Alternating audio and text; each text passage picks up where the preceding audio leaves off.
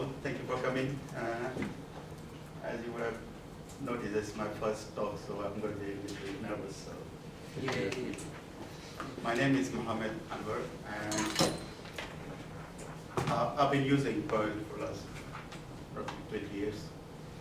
And I remember when I started using Perl, I was really scared coming from the Windows background. Before that, I was a Visual Basic programmer and all this graphic thing. And coming from there and starting from this scripting language, from the command line, was a big change for me.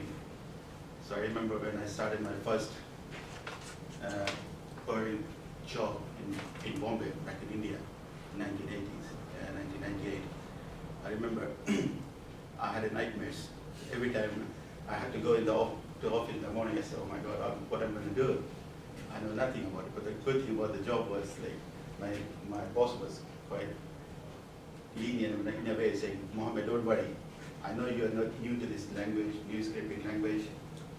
Learn while you do your job. So that was a good thing about that job for me. So I learned a lot from the job and spent a couple of years there learning nitty-gritty of Perl. During those days, there was not much help available online. And CPAN was still growing, wasn't that popular or that, not knowing, I wasn't aware of the CPAN at that time, as much as I know now. So I find it really, really difficult initially, even to install a MySQL driver and to use this MySQL as database using the Perl was a big task for me. So I had to go running around asking everybody, can you help me how to install the MySQL driver so I can do my simple web application? There was hardly any help there. So I really struggled initially. And having spent a few years there, and then I learned all those nice things about the CPAN and everything. And then, as I said, so in 2000, I moved to London, and I started working as a consultant. So again, coming to London from India was a big cultural changes, because the way we work in India is totally different to the way people work in London. And also language was a big barrier for me. English was still not my first language. So coming from India I'm going to start working in an English company where everybody speaks English and that really different accent, I find it very, very hard. So as I said, I was working as a contractor. In those days, Indian company used to do body shopping, bringing people from India, and then start sending for different clients. And when you work as a contractor, they expect you to do the job, like they pay you hourly. And then when I go to the morning, they're saying, Mr. Mohammed, here's today's job. Half of the thing I don't understand what he's saying. And the rest half of the stuff I understood, but I didn't know how to ask right question. And I feel big, kind of taken back, saying, should I ask this question or not? At the end of the day, when he comes back to me, Mohammed, have you done this? I said, I've done half of it, which I understood. I didn't do the rest of the half. So I didn't ask you the right question. And unfortunately, that guy was not that friendly kind of thing, I would say. So that was a 4 weeks contract, and I had to end within 2 weeks. So I was laid off after 2 weeks. So that was a big shock for me. That was my first job. Luckily, after that, I moved on to another contract where the lady was very understanding, very kind, and very accepting my accent, my asking my question wasn't annoying her anytime. So she said, Mohammed, don't worry, and you can ask me any question, anything you want to ask, don't worry, and I won't feel bad about it. So she was very helpful in a way that she boosted my confidence, even though I knew the answer, but I wasn't confident enough to say upfront and say, stay quiet and just carry on my job. So that's how I started learning. So every time I started saying, okay, if I've used it for a long time, then I was wondering if I can contribute back to the Perl community. And every time I go back to CPAN saying, okay, I've used CPAN for all my work-related job. Is there anything I can do something so I can give back to the community? And every time I think about something and I say, okay, let's do about this. This already someone has done that. So there was nothing there for me to work on. So I thought, okay. So I've been waiting. And then in 2010, then I said, okay, I've got an idea because I was working for a company in city. And they had a script which compares to Microsoft Excel file. They had two Excel files, and they go through each cell and they compare each cell and see if it matches with this number with some values. Okay, it can be 2% up and down. Number, if it is number, string has to be same kind of thing. So I thought, okay, this is a nice thing. Why not create a module for it so other people can also use this? So and then I noticed there was nothing called on CPAN where you can compare Excel files. So I wrote this module called Test Excel. And that was my first CPAN module that I published on CPAN. And that's what kind of like motivated me. Okay, I can do more.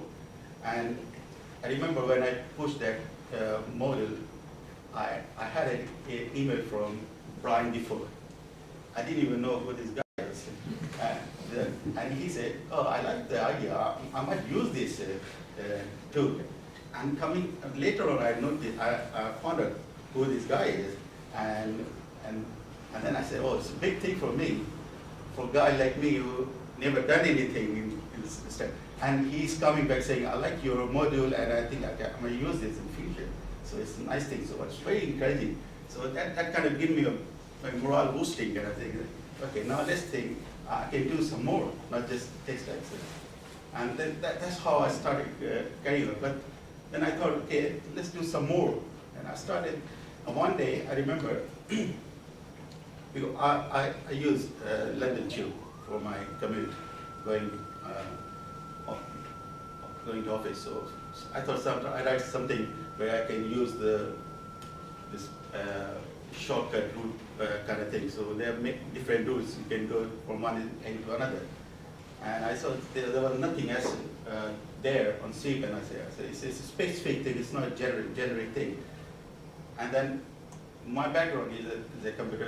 It's not a computer science background. I'm from a mathematics honors. I did mathematics honors.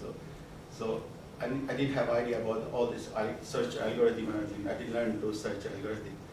So I started Googling it, and then I said, okay, I found someone wrote about it and say, okay, this is how you can write search algorithm. I learned the search algorithm, and using that algorithm, I started creating my own framework where I can use to find a shortcut distance between 2 points. And that's how I wrote my next model, which was MapTube. And when I pushed that MapTube, I saw a few people started using the framework and create their own mapping thing. Like for example, there's a guy who created a map for Moscow city, some who wrote for Barcelona, some for others. So I wrote my own London, I wrote for my Delhi, capital of India, and a few others as well. So that's how I started there, and that's how I carry on. And then I started looking at it, because I have very limited distribution, my own personal distribution, and I want to do more of it. So that's where I remember Neil Bauer, he mentioned about Hacktoberfest challenge that was mentioned. Because I didn't even know what was Hacktoberfest. I came across, okay, this is something where you have to submit 4 pull requests in the month of October. It can be any pull request. Once you do that, that's like you complete the challenge. So that's kind of thing motivated that, okay, let's start using, because I was using GitHub before for my own repository for all my things. And that's where I said, okay, I'm going to start contributing to other people's code. That's when I started using it as pull request. But again, when I started creating pull requests, initially I didn't know what kind of changes, what kind of contribution I could do to other people's code. First thing, code looks Chinese to me because sometimes I don't understand what the code is doing. First thing I have to understand what they're doing before I can contribute. And also, if I'm making any contribution, make sure it goes according to the author's own style and everything. You have to understand that. Without realizing, I didn't even know that you have to follow certain pattern that if you're making any changes, it doesn't break their own styling, the author's styling. You have to understand that. I did initially, I made few pull requests with changes that wasn't following the styling pattern, and I got very bad response from the author, and I didn't realize it, and that kind of pushed me, and I said, next time I have to be very careful what I'm making a pull request for. And that's how I started learning. I said, okay, I have to be careful. Sometimes author puts the suggestion and how he wants the pull request should have, what kind of thing he's expecting in the pull request, and kind of thing. And some were very, very friendly, saying, Mohammed, thank you for your pull request. I appreciate your effort. Plus, can you do this thing rather than doing this kind of things? So that kind of thing, kind of, okay, that's nice to know. Okay, you want this way of doing it. So and then later on came across Neil Bauer again, write a blog about how should you create a pull request, what should go into the pull request kind of thing. That kind of helped me. And I saw some of his pull requests were simple things, like for example, some didn't have a, like for example, missing license name in your distribution, simple stuff. And I saw when he could make a pull request, gets accepted. I said, wow, that's easy. I can do that as well. So I started following his patterns, and I was especially looking for module where this meta information, easy thing was missing. So I said, okay, I can create a pull request. I can say, here's a pull request, doing nothing except just adding a license is equal to, say, per in the makefile.py. And I said, okay, I'm going to do that. I started doing that. And people start accepting it. Say, thank you, Mohammed. Wow, somebody says, thank you for my pull request. So it's kind of start looking for. So I said, where should I look for these changes? So the only place I thought, okay, I'm going to the CPAN website. There's a recent link there where it shows the recently uploaded changes. So I say, I'm going to pick something which is recently updated. That means this author is active, i.e. he's very active. So if you make a pull request straight away within, sometimes I will do within 5 minutes. I saw something came up, 5 minutes, this pull request gone straight. And I get a response instant. Sometimes I get instant response. I say, wow, that's good. So that's how I started. So, and I remember, I'm sure, I don't know how. Okay, so I remember there's a module called PDF Create. I'm sure you must have heard of it. Gabor was was maintaining this module before. I remember one Saturday night, I was just free at home. I started making pull requests. So I made one pull request. I knew there was 4 different things I could do it. So I said, I'm not going to do it in one pull request. I said, I'm going to create one pull request for each changes. So I said, one changes, minor changes, one pull request. Gabor instantly accepted it. I said, wow, I think it's sitting next to the PC.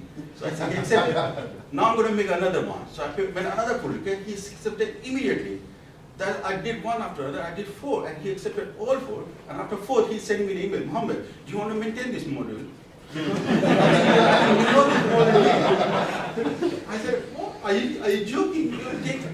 You're asking Mohammed, who is just a newcomer in this field, and asking to maintain a module like PDF. It's so popular, and people use it. It's not like one of my modules, nobody know about it.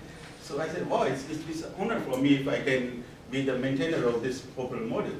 So that's why he gave me a say, because he said, I'm not the owner of this module, so I can't transfer this thing. So he went back and asked the owner, saying, Mohammed would like to be the maintainer of this module. You mind? He said, no, I don't mind. So that's how I got to, and then I started maintaining.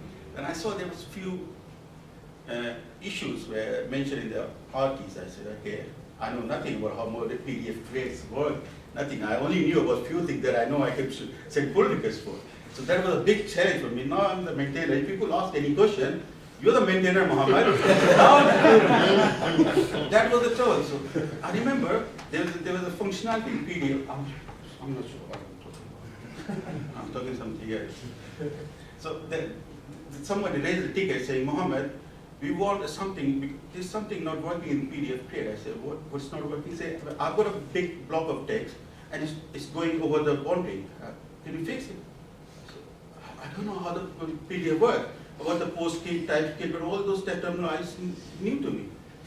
And then at that time I was a bit scared. I said, if I don't respond, if I don't reply back, I said, what's the use of this guy? He's not responding, he's not maintaining, he's just become a maintainer or nothing. So that's how I started learning how the internals work. And then once I got hold of it, then I said, now I can answer this question. I answered this question, I added a new method to help his issue. So that's all, I added a new method called block test in my PDF test. That was my first thing. And I felt, okay, I'm feeling good about this. I can add some new features here. Then all of a sudden, when I did that, the guy came back to me, I think you only support PNG and JPG. Can you support this another format of image in the format? Oh my God, now how can I do that? It's too much. So that's that kind of thing. And then once I started maintaining that, then Gabriel came back to me. There's another, I saw there's another model called XML export. I think Matt Sarton was the author of this XML export. And I thought there was quite a few issues there and export. About 46 RT tickets was there. I said, there's a scope. If I take if I become the maintainer of this model, I can put more pull requests for this. Because there are 46 issues, but not all of them were easy peasy. They were all difficult ones. Maybe because of that, there were 3 already people who were maintaining this model, and nobody was touching those things. I said, how am I supposed to do that? Well, I said, no, I should go on. Send an email. I follow the Neil Bauer's suggestion how to ask to adopt a new model. So I just sent an email to this guy. I said, I'm not going to get a response. Generally, people don't respond. I sent an email. Next morning, this author says, Mohammed, yes, I'm happy to give you the maintenance. I said, wow, no, you got it. Now, next job is how I'm going to fix this problem. There are 46 issues. But luckily, even though at that point I was not comfortable with the export thing, I knew a little bit of export, but then I started learning about export, and then I started solving issues one after another. Now I think there's got only 16 left there. So I've cleared most of them. And one thing, I was very happy when I got an email from one of the people from the Debian and saying, Mohammed, it looks like you've been very actively maintaining this XML export. We got this, we use this in our own distribution. Can you fix some more things? Because we got a few things which is nigging us. I said, okay, ask me if you can answer it. He asked me things that I knew how to answer them. That was the first thing, because I tried not to ask any question, because if I ask question, he will come back to me something else, then I get stuck.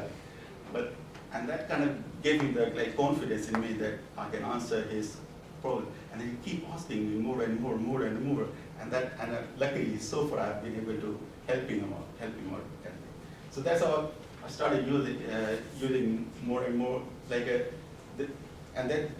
how I noticed that on Neil Bauer website, there's a section where he got his dashboard where he's mentioned the stats, how many uploads you made on CPAN on a weekly basis, on daily basis, on yearly basis. And I see big names there, like for example, Dave Cross is there top on the list, and Neil Bauer was, and big names. I said, I wish my name was there in the top 10. And I said, how am I going to do that? It's just for fun. I said, okay, let's start to uploads, daily uploads. So if I start to daily upload, I can be in the top 10 at least. Because not many people do a daily upload. So that's the easy thing I can do it. So I said, if I want to do daily uploads, I need something to upload. And we can't just say, okay, make a space change, and then say, okay, I made some changes. But luckily, I had about 80 odd own distributions. I said, okay, I'm going to do it. But I'm not going to push all my changes in one go. So I'm going to keep, even though I know there are 10 changes required to this distribution, I'm going to do only one change today, and I'm going to make an upload. I say, okay, my counter is going up. And I've got a next change, I'm going to do tomorrow, next day, I'm going to do another change.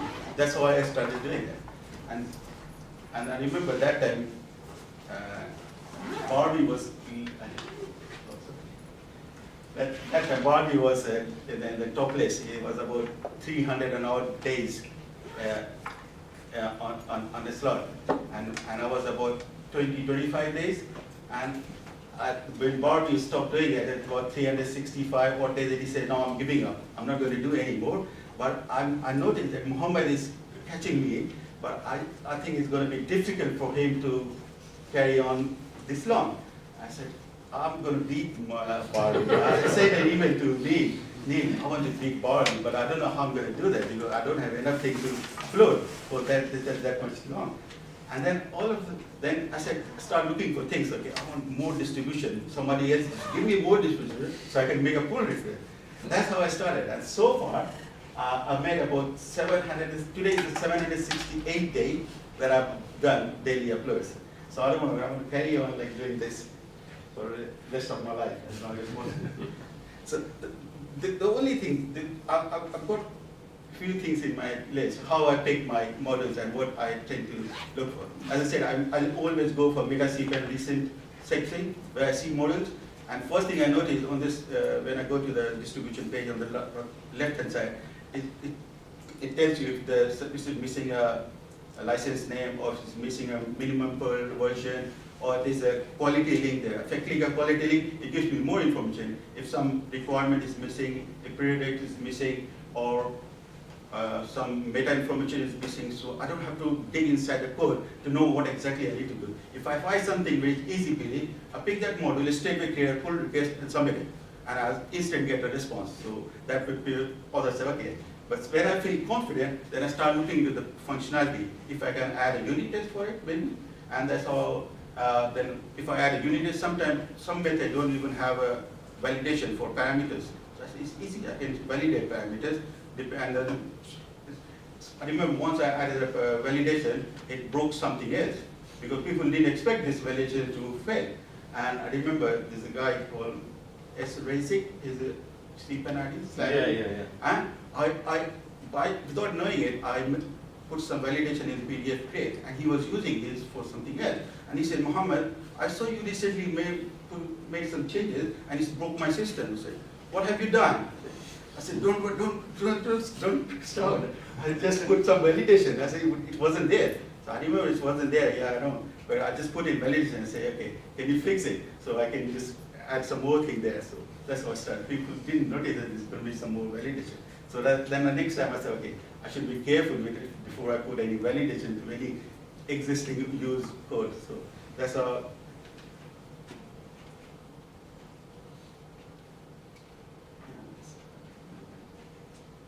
I remember while doing this, I learned a lot about using GitHub because most of the time I use GitHub. And using GitHub, I had to learn how to use Git because like before that I used to use, I'm familiar with the CVS versioning, but for me GitHub was I just knew how to create a branch, push a commit, and that's it. I didn't know more about it. So creating a pull request was another thing that I had learned. So how to create a pull request and make sure that you create a pull request, and if you have already submit a pull request, you make sure next time you're creating another pull request for the same, make sure you bring up all the changes. And if somebody else has made another request, make sure your branch is up to date before you add another pull request on top of it. That's the kind of thing I've learned while doing this. So it's a good learning.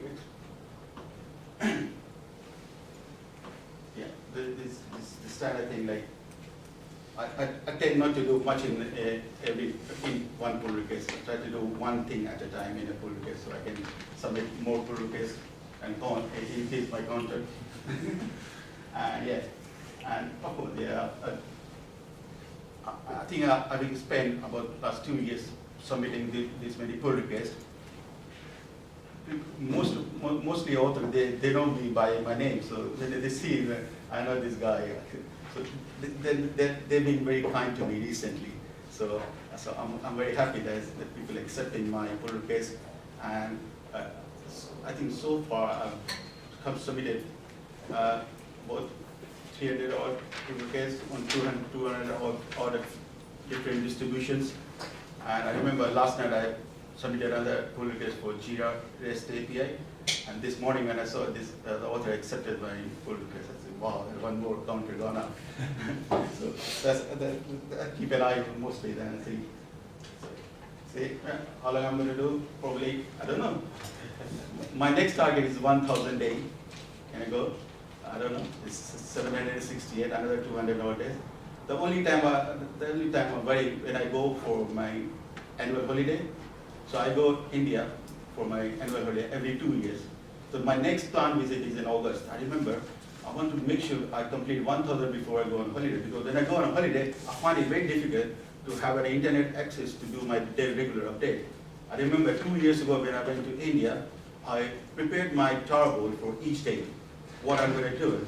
And I sent those, because say if I'm on traveling, if I'm flying, who's going to push this thing? I don't want to break this cycle. So I create tarball for each day. I send those tarballs to my brother within India. I say, make sure you upload this tarball, don't miss it. If you miss it, I'm going to break this. So I send him 10 different tarballs, and each is dated. Send this on this day, send the other one next. So the sequence is maintained. So that's the next time I want to probably do something else. So I don't want to break it. So. You need a CPAN module to do it automatically for you. Yes. Probably, yeah. Or volunteers. Yeah. And I remember when I shared my experience and my encounter with other CPAN authors, my office colleague asked me, what do you want to do ultimately? I know you want to do pull requests, you want to get into that dashboard where top 10 people are there, big names, you want your name to be there in the top 10, so people will know you by your name. I said, what else? Is that your ultimate aim? I said, I know that I'm doing this for fun, but my main aim is to contribute to other people's code, give something back to the community. And the only way I think I can do it, if I can be part of bigger project rather than just doing one small distribution. It's good that I started with a small one like a PDF Create, XML Export. Still they are popular. People do use those modules. And they come back to me saying, can you add things, can you improve things, kind of thing. And when I'm able to do this, I feel good about it. I say, yeah, I'm able to solve this issue. I'm able to answer the people's question. I respond instantly, and they appreciate it. Sometimes they say, raise a ticket. They don't listen. They don't get a response after doing 2 months, 3 months, even a year. When I see a request ticket, no matter what time it is, I'm on my mobile all the time. I say, thank you for raising the request. At least acknowledge the request. So the requester knows, okay, somebody is looking after this request. So I say, thank you for request. Give a rough deadline, maybe a week or so. But I know I can do it in 2 days. But I just give them a week so that they don't have the high expectations. So when I go back to them, then they say, they are very happy. And they do come back saying nice thing. I remember Ether. You know Ether. I made a pull request in one of my own distribution. And that was a big thing for me. I said, somebody failed my distribution good enough to send a pull request. And I didn't even know this it's a man or a woman. But either, it's very difficult to figure out. So I was, how do I say thank you without knowing the thing? I said, first thing, I know this name in the dashboard list, so this must be a big name. So I have to be very careful how I respond to this person. And I thank this person, I say, and what he did was, he or she, I don't know, she. Yeah, still. So she made suggestions to put a repository section in my pod description. So when you have if it is GitHub hosted on GitHub, so make sure the pod and in a distribution pod, you make sure you have a section called repository and put a link to the GitHub where your thing is there. I said, yeah, that's thing easy. So I said, if Ether suggesting this, I think it's acceptable thing to do. So next time I start looking for any other distribution on CPAN missing section called repository. Yeah, I found this one. No, let's create a PDF. Right? Let's do this. And then I got it. People, you could even do this in the makefile.pl script as well. So I say, okay, as well as on PDF, or I can write something in the makefile.pl so that when you create a meta file, it gets noted on as well. So, I'm not sure. What more time? No, no more time. I'm sorry. So, any question? I mean, we'll have plenty of questions. So.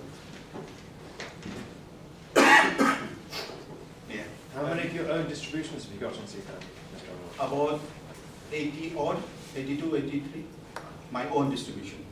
Are they, that you've all started coding yourself? Yeah, I start code, yes, it's all my own. Oh, right. Altogether, I've got, including others, about 340 odd, including other people. That's the ones you maintain as I'm maintaining about 20 other, Oh, right. 20 other, and my personal own distribution is 80 odd distributions, my own personal. So when I see when I see something very popular on CPAN, I see if I can be the part of the maintainer, one of the maintainers, so I get more chance because it's popular. People are going to use it. People are going to ask questions, so I will get more chance to create a pull request. But then I keep a balance as well, because if something is very popular and if it is goes above my head and people ask questions, if I don't answer, I feel like it's stupid. So I want to make sure I understand, because there are other models which are quite popular. I don't go near anywhere there, so I stay away. Like for example, Dancer is my favorite CPAN model. I thought I want to be part of this team. I said, but it's too complicated. I can't do it. Have you tried asking? Sorry? Have you asked them? I didn't ask them. I didn't feel confident enough to ask them, saying I want to be one of the maintainers of this girl. So I said, okay, I still want my name to be there, because if you go to the Dancer pod, Meta CPAN, right? They have a section called acknowledgement or something like that, or contributors. I want just so many names there. I said, I want my name to be there, that's right.